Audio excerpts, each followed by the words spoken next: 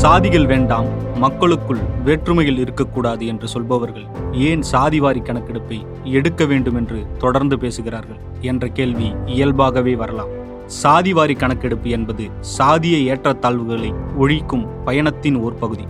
சாதிவாரி கணக்கெடுப்பு ஏன் அவசியமானது போன்ற கேள்விகளுக்கான பதிலை கொஞ்சம் வரலாற்றிலிருந்து பார்க்கலாம்.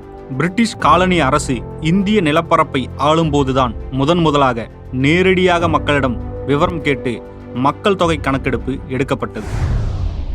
1853 ஜனவரி 1 இன்றைய உத்தரப்பிரதேசத்தை உள்ளடக்கிய வடமேற்கு மாகாணத்தில் முதலில் மக்கள் தொகை கணக்கெடுப்பு நடத்தப்பட்டு வெளியிடப்பட்டது. 1865 இதே வடமேற்கு மாகாணத்தில் மக்கள் தொகை கணக்கெடுப்பு முதல் முறையாக சாதிவாரி கணக்கெடுப்புடன் எடுக்கப்பட்டது. காரணம் என்ன? பரந்த இந்திய நிலப்பரப்பையும் அதில் உள்ள பல்வேறு கலாச்சார மற்றும் வாழ்நிலை கொண்ட மக்களையும் நிர்வகிப்பதில் பிரிட்டிஷ் அரசுக்கு குழப்பம் நீடித்தது. சட்ட விதிகள் உட்பட முறையான நிர்வாகத்திற்கு இங்குள்ள மக்களில் முதலில் ஓர் வரம்புக்குள் அடையாளப்படுத்த வேண்டியிருந்தது. 1871-72 நாடு முழுக்க இல்லை என்றாலும் நாட்டின் பல்வேறு பகுதிகளை உள்ளடக்கிய பரந்த சாதிவாரி கணக்கெடுப்பு மேற்கொள்ளப்பட்டது. இங்கிலாந்து நாடாளுமன்றத்தில் சமர்ப்பிக்கப்பட்ட இதன் அறிக்கை திருப்தியளிக்கவில்லை. மக்களின் தனிப்பட்ட பழக்க வழக்கங்கள் பற்றி பாதியே இடம்பெற்றுள்ளது, தொடர்ச்சி இல்லை என்று கூறப்பட்டது. எனவே 1881 பிப்ரவரி 17 அன்று வெளியிடப்பட்ட சாதிவாரி மக்கள் தொகை கணக்கெடுப்பே ஒட்டுமொத்த நாட்டையும் உள்ளடக்கிய முழு முதலான கணக்கெடுப்பு என்று அழைக்கப்படுகிறது. சாதிவாரி கணக்கெடுப்பு அரசியல் போராட்டங்களில் பெரும் மாற்றத்திற்கு வித்திட்டது. அனைத்து தரப்பு மக்களும் தங்களை அடையாளப்படுத்தவும் அதன் மூலம் அரசியல் படுத்தவும் தொடங்கினர். பஞ்சமர், ஆதி திராவிடர், ஆதி ஆந்திரர், பார்ப்பனல்லாதார் போன்ற புதிய அடையாளங்கள் மூலம் உரிமை போராட்டங்கள் வலுப்பெற்றன. 1916 ஆண்டு மதராஸ் மாகாணத்தில் வெளியிடப்பட்ட பார்ப்பனல்லாதார் அறிக்கை 1919 ஆண்டு சவுத் பாரா கமிஷனில் சட்டமேதை டாக்டர் அம்பேத்கர் ஒடுக்கப்பட்ட மக்களுக்கு இடஒதுக்கீடு உரிமை கேட்டது. 1928 ஆண்டு சைமன் கமிஷனில் ஒடுக்கப்பட்டவர்கள், சீர் மரபினர், பழங்குடியினர் ஆகியோர் உரிமைக்காக சட்டமேதை டாக்டர் அம்பேத்கர் வாதாடியது. 1928 ஆண்டு மெட்ராஸ் மாகாணத்தில் அமல்படுத்தப்பட்ட வகுப்பு வாரி பிரதிநிதித்துவம். 1932 ஆண்டு சீக்கியர்கள், முஸ்லிம்கள், ஒடுக்கப்பட்ட மக்களுக்கு வழங்கப்பட்ட அரசியல் உரிமைகள் ஆகியவை ஒரு விதத்தில் சாதிவாரி கணக்கெடுப்பு ஏற்படுத்தியது விளைவால் நடந்த அரசியல் நடவடிக்கைகள். 1881 ஆண்டு முதல் 1931 ஆண்டு வரை ஒவ்வொரு 10 ஆண்டிற்கும் ஒருமுறை நடைபெற்ற சாதிவாரி மக்கள் தொகை கணக்கெடுப்பு 1931 ஆண்டோடு நிறைவு பெற்றது. சமூக பொருளாதார ரீதியாக பின்தங்கியுள்ள இந்திய குடிமக்களின் முன்னேற்றத்திற்காக உருவாக்கப்படும் எந்த ஒரு சிறப்பு உரிமையும் உரிமை சட்டங்களையும் இந்த அரசியலமைப்பு தடுக்காது என்று சொல்கிறது இந்திய அரசியலமைப்பு சட்டக்கூறு 15. ஆனால் யார் சமூக பொருளாதார ரீதியாக பின்தங்கி இருக்கிறார்கள் என்பதை அறிய பிரிட்டிஷ் காலத்தில் எடுக்கப்பட்டிருந்த சாதிவாரி கணக்கெடுப்பு சுதந்திர இந்தியாவில் நிறுத்தப்பட்டது மிக பெரும் பின்னடைவாகும். 1953 இந்தியாவின் பிற்படுத்தப்பட்ட மக்களின் வாழ்நிலையை ஆராய அமைக்கப்பட்ட கலைஞர் ஆணையம் 1961 ஆண்டு மக்கள் தொகை கணக்கெடுப்பை சாதிவாரி கணக்கெடுப்புடன் மேற்கொள்ள வேண்டும், பிற்படுத்தப்பட்ட மக்களுக்கு 70% வரை இடஒதுக்கீடு வழங்க வேண்டும் போன்ற பரிந்துரைகளை வழங்கியது. அவை அனைத்தையும் அன்றைய ஒன்றிய அரசு நிராகரித்தது. 1978 ஆண்டு பீகார் முதல்வரும் சோசியலிஸ்ட் தலைவருமான கர்பூரி தாக்கூர் அரசு வேலைவாய்ப்பில் பிற்படுத்தப்பட்டவர்களுக்கு ஆணையம் அமைத்து இடஒதுக்கீடு வழங்கியதாலேயே 1979 ஆண்டு முதல்வர் பதவியில் இருந்து நீக்கப்பட்டார். பின்பு அந்த இடஒதுக்கீடும் ரத்து செய்யப்பட்டது.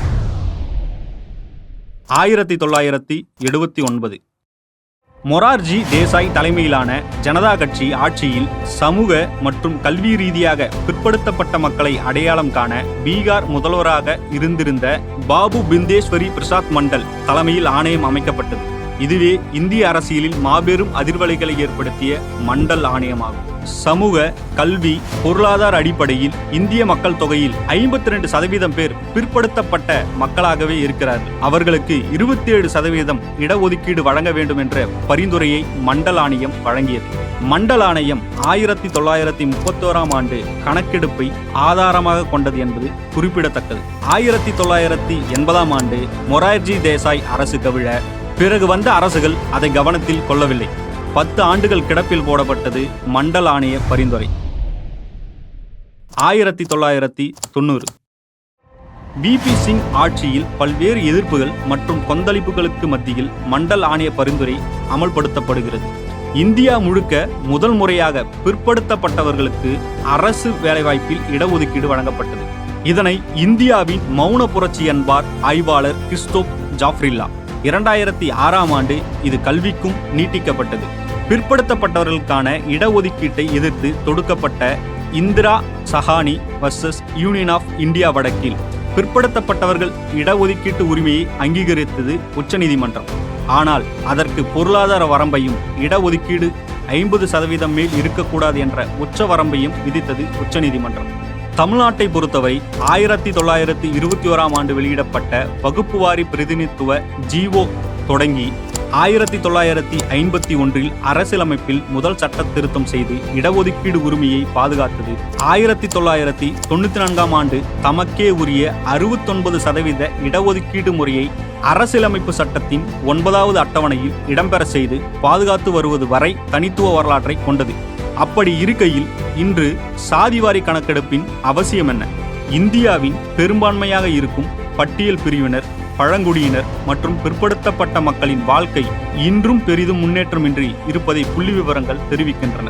2015-16ஆம் ஆண்டின் நேஷனல் ஃபேமிலி ஹெல்த் சர்வே தகவலின்படி இந்தியாவில் உள்ள பொது பிரிவினர் 15.6% மட்டுமே ஏழையாக இருக்க, பிற்படுத்தப்பட்டவர்கள் 27.2%, பட்டியல் பிரிவினர் 33.3%, பழங்குடியினர் 50.6% ஏழையாக இருக்கிறார்கள். கடந்த ஆண்டு வரை இந்தியாவின் உயரிய கல்வி நிலையங்களான ஐஐடி மற்றும் ஐஐஎம்களில் 80%க்கும் மேற்பட்ட பணியிடங்களில் பொது பிரிவினரே இருக்கிறார்கள். அரசின் பிற உயர்நிலை பணிகளிலும் இதே நிலை தொடர்கிறது. இடஒதுக்கீட்டின் வரம்பு 50% என்ற அளவில் இருக்க, அதை தாண்டி இருப்பதாக கருதப்படும் பிற்படுத்தப்பட்ட மக்களின் எண்ணிக்கையை அளவிட வேண்டும். முறையான ஆவணங்கள் மூலம் அவர்களுக்கான கூடுதல் இடங்களை வரும் காலங்களில் உறுதிப்படுத்த வேண்டும். இடஒதுக்கீட்டை கடந்து அரசின் திட்டங்கள் எந்த அளவிற்கு சமூகத்தின் அனைத்து தரப்பு மக்களுக்கும் சென்று சேர வேண்டும், அதற்கேற்றாற்போல் திட்டங்களை எவ்வாறு வடிவமைக்க வேண்டும் என்று அறியவும் சாதிவாரி மக்கள் தொகை கணக்கெடுப்பு காலத்தின் தேவையாக உள்ளது. 2023 பீகார் மாநில அரசால் வெளியிடப்பட்ட சாதிவாரி சர்வே கணக்கெடுப்பு அறிக்கை அம்மாநில மக்கள் தொகைக்கும் அவர்களுக்கு வழங்கப்பட்டு வந்த வாய்ப்பிற்கும் இடைப்பட்ட பிளவை தெளிவாக கோடிட்டு காட்டியது. இதன் தொடர்ச்சியாகவே சாதிவாரி கணக்கெடுப்பிற்கான குரல் மீண்டும் நாடு முழுக்க வலுக்க தொடங்கியது. சாதிவாரி மக்கள் தொகை கணக்கெடுப்பு எடுப்பது சாதியை அங்கீகரிப்பதாக ஆகாதா போன்ற விமர்சனங்கள் வருவதை பார்த்திருப்போம். விஷயம் என்னவெனில், சாதி அரசு ஆவணங்களில் இருப்பதை விட சமூகத்தில் கடினமாக இருக்கிறது. மக்களின் ஒவ்வொரு வாழ்நிலையிலும் தொற்றிக் கொண்டிருக்கிறது.